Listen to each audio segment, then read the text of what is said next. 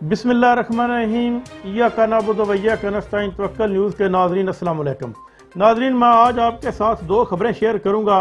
इसमें से एक खबर ये है कि पेंटागन ने आज काबल के ऊपर जो जमा शुदा हैं वहाँ पर अमेरिकन, बरतानिया और इसके इत्तेहादी फौजियों उनको ये तंबीह जारी की है कि एक और हमले का ख़तरा है, क्योंकि इससे पहले जो हमला हुआ था इसमें तकरीबन 170 अफगानी शहीद हुए थे और 13 के लगभग अमेरिकन फ़ौजी जो मैरियन के थे, जो बहुत अहम ही जिस तरह हमारे फ़ौजी कमांडो होते हैं इस तरह उनके मैरियन हैं, वो हलाक हुए थे। ये उन्होंने एक तंबीह जारी की थी, जारी किया काबल एयरपोर्ट के ऊपर जमाशुदा लोगों के लिए, और अपने शहरियों को कहा है कि वो बिला वजह काबल एयरपोर्ट के ऊपर ना आए। दूसरी जो अहम खबर है नाज़रीन, वो दिल को इंतहाई दुखा देने वाली है और इंतहाई ईमान अफरोज़ है। तालिबान का एक रहनुमा है जिसका नाम मैं नहीं जानता और ना ही उसका नाम सामने आया है, उसने काबल एयरपोर्ट के ऊपर जमाशुदा अफगानियों को एक खिताब किया है।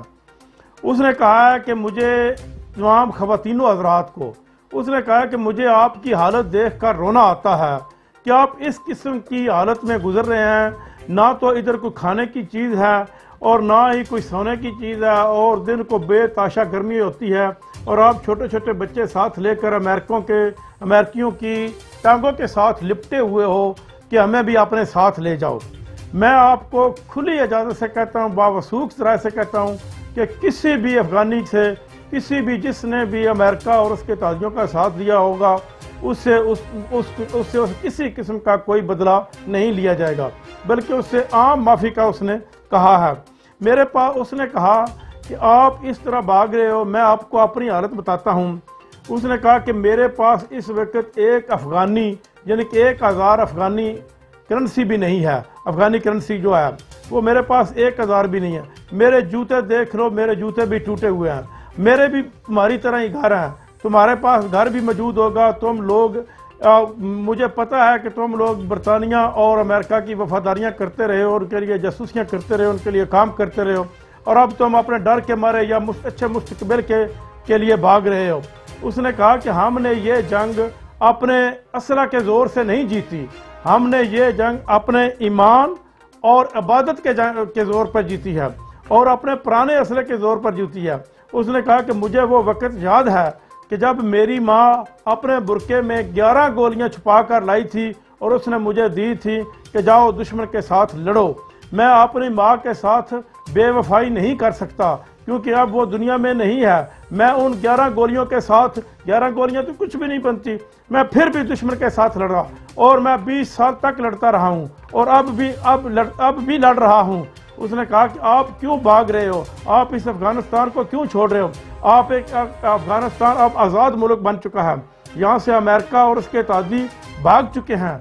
अगर अमेरिका और उसके इत्तेहादी और भी पावर में अफगानिस्तान के ऊपर हमला करेंगे तो हम इनका मुकाबला करेंगे। इससे अगर ये भाग चुके हैं, आपको अब आज़ादी मिल चुकी है, आप आज़ादी की ज़िंदगी को छोड़कर गुलामी की ज़िंदगी क्यों अपनाना चाहते हो, आप इनके मुल्कों में क्यों जाना चाहते हो। मैं उसने ये भी कहा कि जितना भी अमेरिका का असला है, आप देख लें कि इनके पास हेलीकॉप्टर थे, इनके पास गन्ने थी, इनके पास जदीद तरीन, इनके पास लेज़र वाली गन्ने थी, इनके पास गन शिप हेलीकॉप्टर थे, इनके पास डेजी कटर बम थे, लेकिन आज वो सारी हमारी हिरासत में आ चुके हैं। हम इनको खुद चलाएंगे, हम इनको खुद देखेंगे। लेकिन हमारे पास क्या था, सिर्फ और सिर्फ ईमान की दौलत थी। हम इस ईमान की दौलत के साथ इन गैर मुस्लिमों के साथ लड़े हैं और इस कदर लड़े हैं कि हमने इनको भगाने पर मजबूर कर दिया है।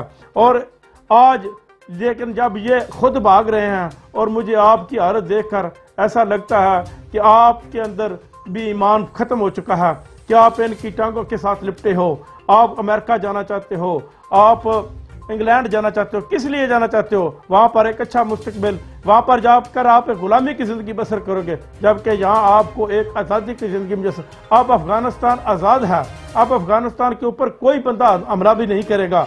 और इसके साथ साथ तालिबान की हुकूमत ने एक वार्निंग भी जारी की है अपने तमाम शहरियों के लिए। उन्होंने 1 हफ्ता का टाइम दिया है कि 1 हफ्ते के अंदर अंदर तमाम अफगानी शहरी जिनके पास असला है, राइफलें हैं और किसी सरकारी गाड़ियां हैं वो बैतुल माल में जमा करा दें। अगर वो नहीं जमा कराएंगे तो इसका खमियाजा उनको बजाते खुद भुगतना पड़ेगा। नाज़रीन, ये उसकी इंतहाई ईमान फरोज तकरीर थी जिससे आदमी का ईमान जिंदा हो जाता है और आदमी कभी भी ये नहीं सोचता कि अपने एक आज़ाद मुल्क को छोड़कर किसी मुल्क में जाकर गुलामी इख्तियार करे। अब तक के लिए इतना ही। अपना ख्याल रखिएगा। अल्लाह हाफ़िज़।